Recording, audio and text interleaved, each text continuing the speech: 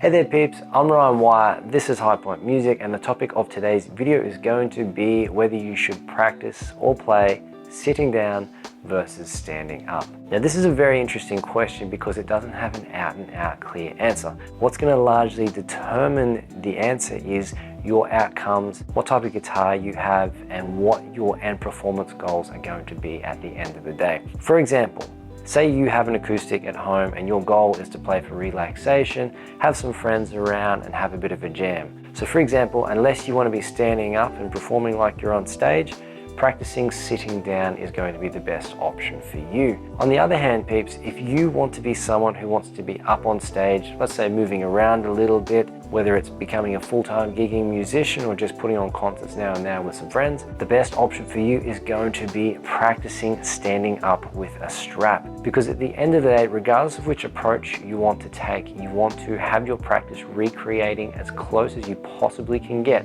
to a performance situation. Another point I'd like to address with this is practicing with the electric guitar. If you would like to practice with the electric guitar, regardless of whether you sit down or stand up, I think it's very, very important to be using a strap majority of the time. Now, for example, I'm just going to disconnect my guitar. Now, there's nothing wrong with not having a strap when you're playing the electric, but what happens when you don't have a strap stabilizing the forward movement of the instrument? It forces your left hand technique into a very specific heavy top thumb position here, which isn't necessarily a bad thing, but what it does is it limits you in flexibility and being able to change your technique. For example, if I reconnect my strap like this, and then if I want to play with that heavy thumb over the top, that Hendrix style, getting all those heavy double stop bends there, I can. However, on the other hand, if I want to flip to a more mobile technique where I'm getting up on my fingers and allow better flexibility and horizontal movement across the neck, I have the flexibility to do so because I have the strap stabilizing the guitar for me.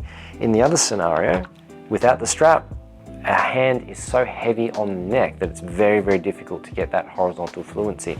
So at the end of the day, people, whether you want to sit down, stand up, it largely determines what your end performance goals on the instrument are.